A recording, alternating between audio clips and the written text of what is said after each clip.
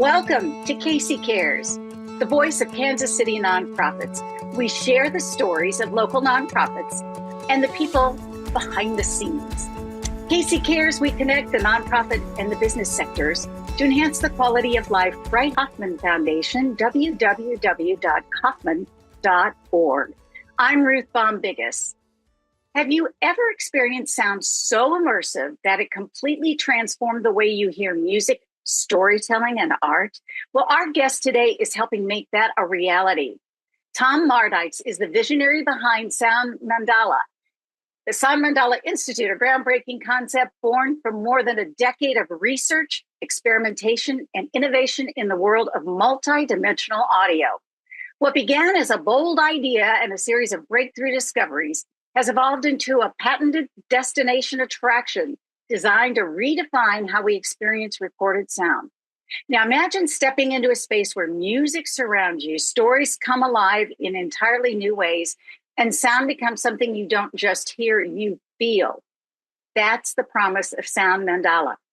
Today, Tom joined us to share this fascinating journey behind this innovation, the science and the creativity that brought it to life, and why he believes we're only beginning to discover what's possible when technology and human connection intersect through sound. Tom, welcome. We're so excited to have you. Being a listening and a visual entity, I think it's very exciting to learn more about your efforts. Oh, well, thanks for having me. Yeah, it's interesting with the not-for-profit focus. That's kind of an interesting story. The Sound Mandala is actually my third 501c3. Wow. Yeah, the first one was go back to 2003 in October of '03. A wonderful Kansas City philanthropist, Carol Patterson, and I got together and decided to create a theater company that was going to be focused on the Kansas City artists. And so, we put together a group of, co-founders, great actors and composer and, production manager and a team of people. And it became Kansas City Actors Theater, which I kind of ran with that company from 2003 to 2011 and then stepped out. And I'm just proud as can be that KCAT continues on the same kind of organizational structure that we established all the way back in 2003, and it's now a 22-year-old company. And here it's going to be doing a production in Spencer Theater again, which is very, very exciting. And then the second one that I did was a National Design Portfolio Review. And this is a national organization. And what it is there was a famous Broadway scenic designer and scene design professor at Yale named Ming-Cho Lee. And Ming, for like 25 years, had what they call the Ming Clam Bake. And it was like a couple-day event in New York where the best theater design graduate programs would be allowed to send a couple of students, and there would be a whole bunch of students presenting their portfolios, and then several hundred New York City theater professionals would come and meet them and talk to them. It was not a job fair. It was almost like the final kind of step in getting their MFA, where they were introduced to the production. And, you'd have great directors and producers and designers of all sorts coming and talking and challenging these young artists about their work. And that ended in 2010. And it just so happened that in Kansas City that year, an organization that many of us belong to, which is the United States Institute of Theater Technology, was holding its 50th anniversary conference in downtown Kansas City, celebrating the explosion of opportunity and development in downtown. I was a local organizer for that, and in doing that, I had something like, uh, you know, I set up about 2,000 people that went through the, it wasn't open yet, but the Kaufman Performing Arts Center. It was a really cool architecture tour. And, uh, and so I put together a group of about 20 people at that meeting, and then we decided to create what we called National Design Portfolio Review. And I was chair of theater at the time at UMKC, and I was able to set up an account. And UMKC was kind of the bank for this for like 10 years. I could, you know, I could spend money off of an account, and then I would get it all back in from all the schools in June. And and then I ceased being chair like about 2018, and they said, "Well, we're not going to do this anymore." And Oh, so then I said, "Okay, everybody." And at that time, we'd grown from like about 8 to probably about 12 schools, and and we'd gone through COVID, which was like a really tough time, and then. Uh, So I created a 501c3, and it was based on my experience of working with Carol, uh, with KCAT, and then also with a great attorney, Stan Weiner. He's the one that actually did our paperwork for us, and he was just a fantastic guy. And yes, he was. I knew him well. yeah, Stan was great. And sorry, I mean, to have lost both of them. I mean, they were such great people. And and so we incorporated that, and then and I ran that until about a year ago, and stepped out of that, and now that continues on, and it's expanded to like 16 schools, and it's sort of like you put together a board, um, and and that there's strategy in the way you do a board, and then you do your operating procedures, bylaws and operating procedures. And that's kind of the critical thinking at the early stages in terms of what your destiny is going to be, is kind of the way I feel. You plan it out, and who are you going to be and how are you going to do it? And it's like any contract. It's really great to say, I'm interested in this and you're interested in this, and we're going to do it and it's going to be great. But the contract is really about what happens when everything goes south. There's some major discontinuity and it all blows up. And you need rules. You don't want to be saying, okay, well, this happened, so I'm going to do this now. It's like, well, we have bylaws that say it's going to be like this, and so that's kind of interesting. And so, and it was around the same time I did the same thing with the Sound Mandala. And I live in Kansas, so I created both of them in Kansas, which is kind of tricky because now the president of National Design Portfolio Review, he's on the faculty of University of California, San Diego. And so, transferring this, but we're keeping the registration in Kansas. And it's the same with the Sound Mandala. We operate in Missouri, but we're registered in Kansas. So I don't know.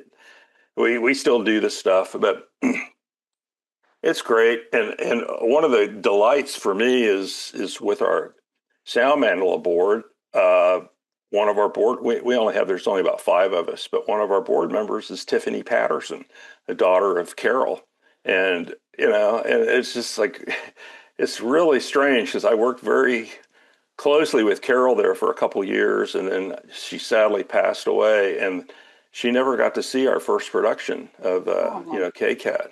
But Tiffany did, and Tiffany was very involved in those first couple of years, and now she's returned to Kansas City, and it's just fun to be working, with her on the Sound Mandala.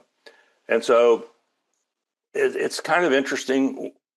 You could say we're a theater company, but, one of the key things in the creation of Kansas City Actors Theater, when people start a theater company, what's the first thing they're going to want to do? Perform. No, sadly, it's not. It's like, we need a space. We need our own, whatever. Okay. And right away, okay, what you've done is you've just sunk your organization into an overhead situation that is probably going to doom your efforts to actually be able to perform. And so I'd run a big recording studio. It was a for-profit corporation. It was like from 86 to 92. And then we had an independent record label that was actually pretty successful. But the bands kept breaking up. And so anyway, but with that, I learned just how you have to manage overhead, you know, and so my motto became, if I can't rent it, I don't need it. Okay. And so instead of going and spending time looking and trying to get a building or rent a space or something like that, that would have tied up all our energy, efforts, and resources, I knew from being chair of theater at the time that there was more open inventory. There were more theaters in Kansas City than were actually filling seats. And particularly in the summer, it was kind of a feast. And so we'd produced, working with Turner White, who was the CEO of Union Station at the time, we'd produced a couple of seasons with UMKC Theater at the City Stage, and we redesigned that theater where when it was opened, it was sort of a big corporate AV kind of presentation place. And we instead turned it into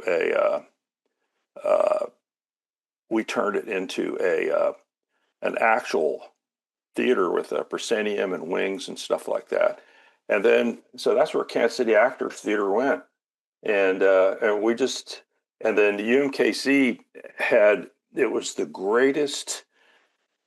it was the greatest benefit to the city that nobody knows about or recognizes. But in like when we opened the Performing Arts Center in 1979, the university created something called the Central Ticket Office.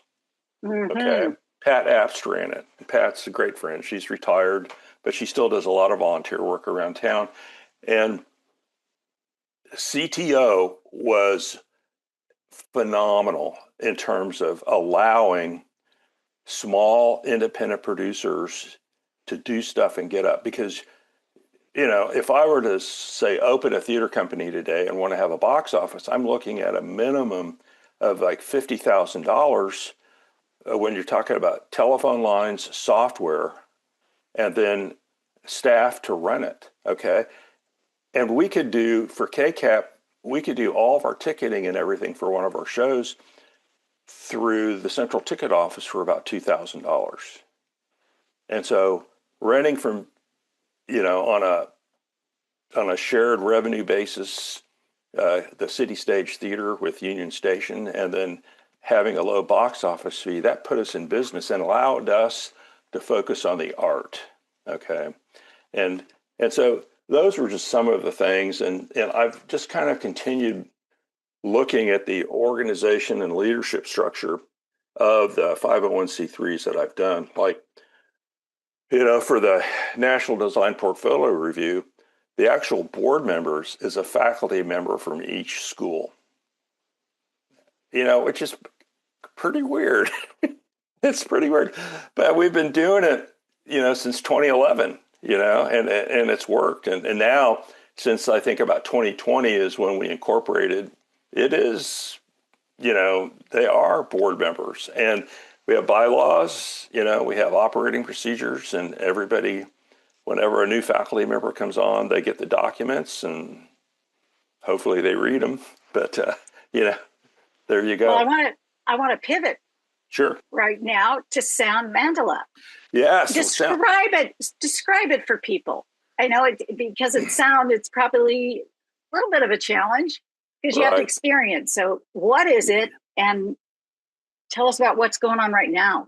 So the way it came about, I had a great career as a theater sound designer, and I've done a lot of out-of-town productions. And nobody ever hired me to go out of town and do like David Mamet, which has like no sound in it.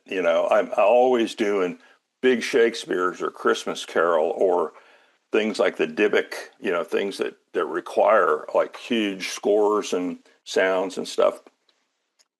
And so I've always worked in the theater of like placing things. I work, one director said, yeah, you always, your designs are always in planes, front to back and overhead and the sides and from behind. And so I've always been interested in that. And I can remember I had in 97, we got our first Pro Tools system, which is a digital computer application for recording and editing and adding effects and stuff. It was pretty great. And it's kind of ubiquitous today and in the industry. And I had 2 weeks in Spencer Theater one summer. We put up 16 speakers and I spent time in there mixing and stuff and doing experiments, and it was a total disaster. It sounded terrible, everything.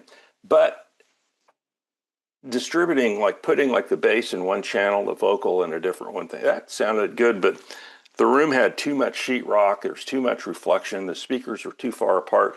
I had too many speakers behind, and everything from behind, when you're a sighted person, sounds like it's coming from the same place. But on the front hemisphere, you're hearing, you can hear 1,000 points of distinction, and so I learned a lot from that. It's one of those things where it went bad, but you learn so much, and you have to go through it. And then the other thing that was a problem was the computers just couldn't keep up.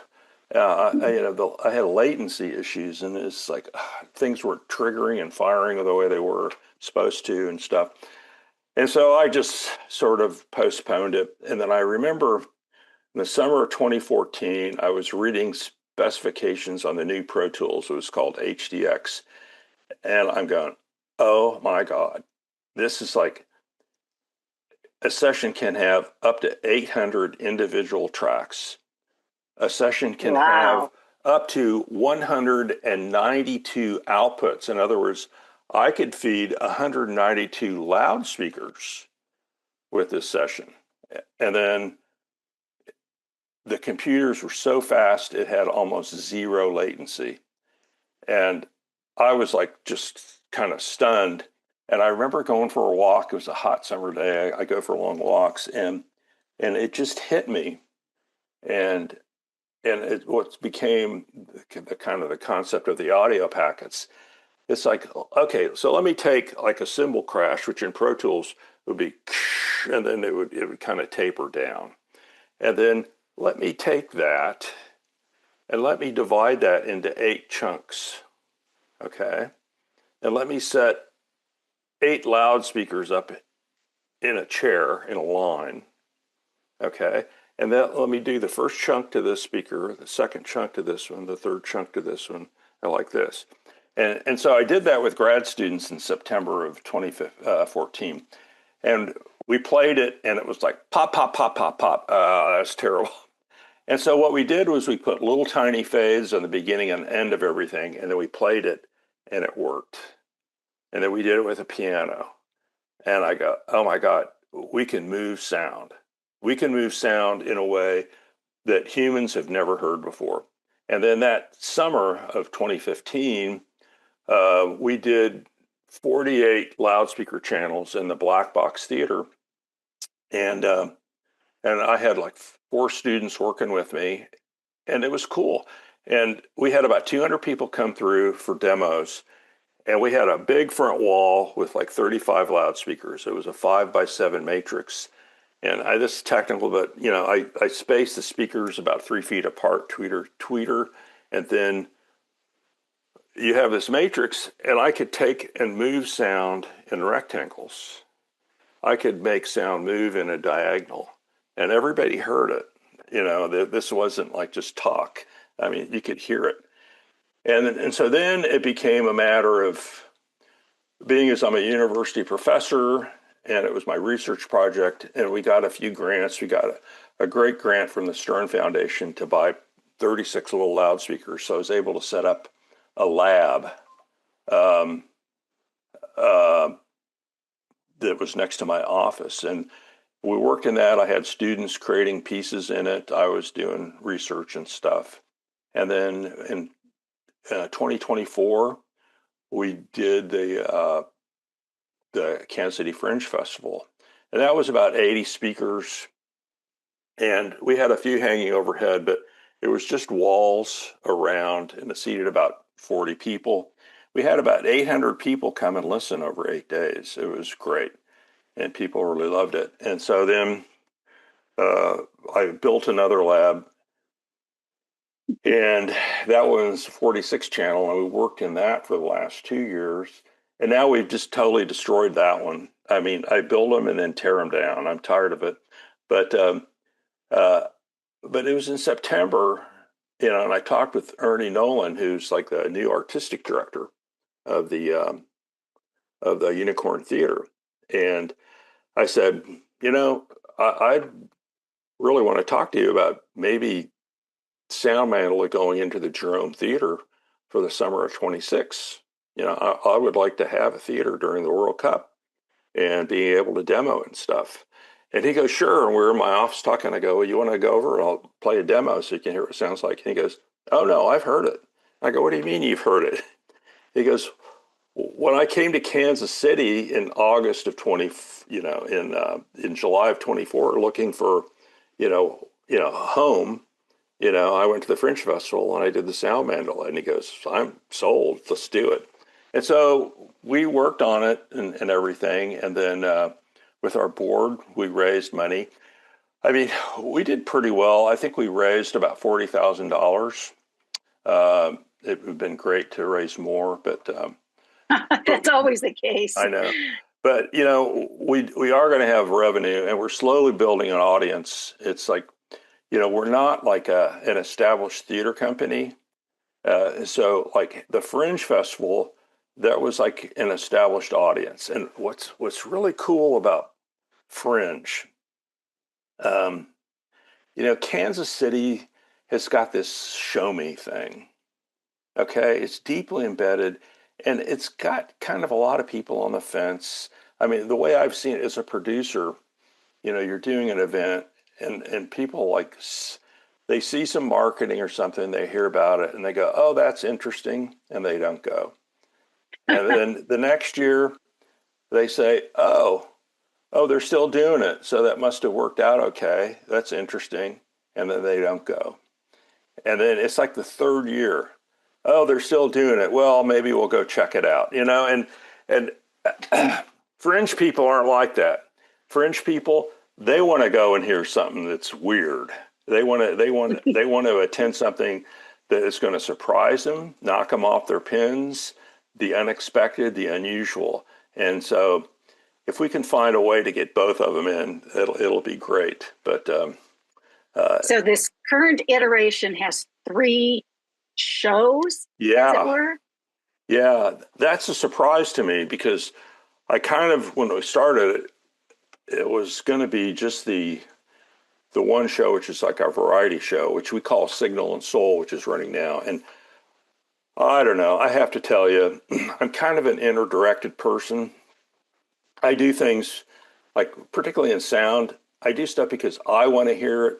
And then when I've heard what I had in my mind, I'm satisfied and I'm content. I'm not out running around trying to hear what everybody else thinks. So I don't do it for that.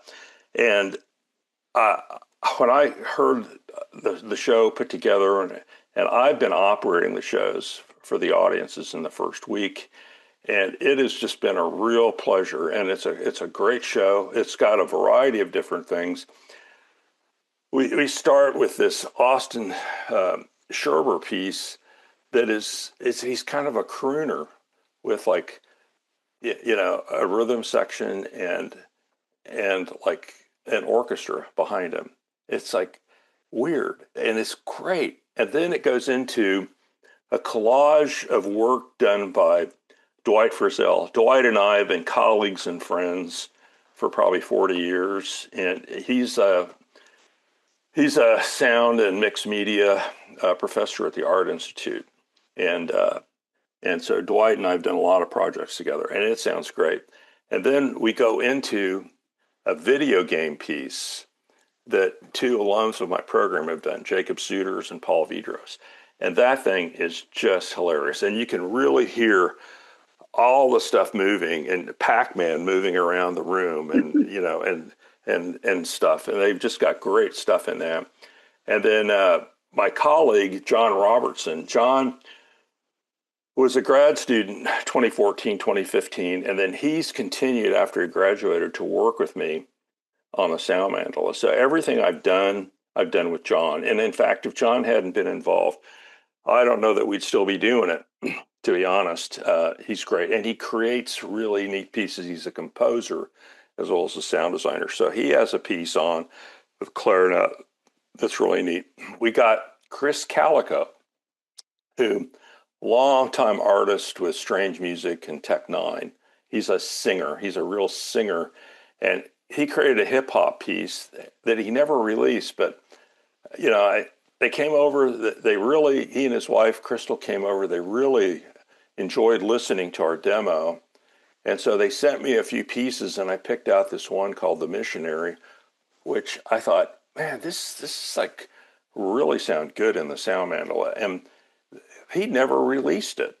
It was just kind of sitting in the vault, and so that sounds great. And then we worked, it's been a 3-year process on our own version of the Beatles' psychedelic classic, Tomorrow Never Knows.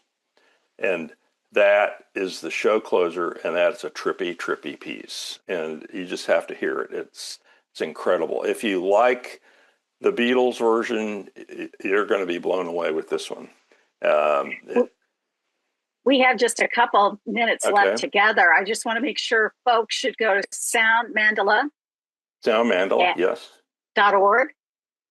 www.soundmandala, MANDALA.org. And they can find out about tickets. This runs or you through can go August to the 1st. You can go to the Unicorn Theater box office, and they have all the information there as well. And we are running August 1st. This Friday, on June 20th, we open Indie Spotlight, which is 5 young bands, 2 songs each from challenger artists. They're part of Mammoth Productions. And then a totally new thing is like I had an alum of my program, Thomas Newby, and he wanted to do a sound score for a silent film, and he chose the Cabinet of Dr. Caligari, which is a 1920 German expressionist film. It's like the first horror flick.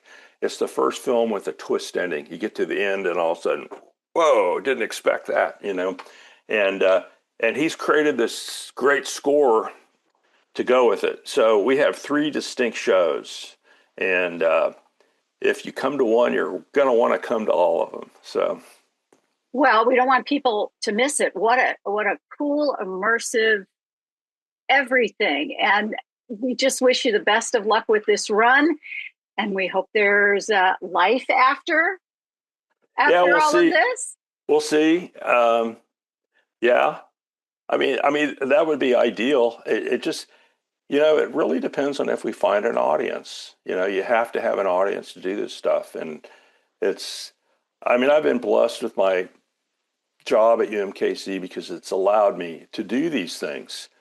Kansas City Actors Theater, National Design, those are all count on my faculty portfolio, the Sound Mandala, all the designs I've done all over the country. A university position, a tenure track position or tenure position is a pretty fantastic kind of way for, you know, the kind of person that I've become and the kinds of things I like to do. It's given me a lot of freedom. And UMKC has been really supportive in that way. So, well, thank you for sharing Sound Mandala with us, and thank you for joining us on KC Cares. This KC Cares segment was brought to you by the Ewing Marion Foundation, www.kaufman.org. Now, for more information about us and what we're doing, you can go to our website, kccaresonline.org, and spread the love. You'll find us on Facebook and Twitter at KC Cares Radio and in Instagram at KC Cares Online. Don't forget, Saturday mornings, you can catch us at 8 a.m. on ESPN 1510 a.m. and 94.5 FM Thanks for joining us on KC Cares.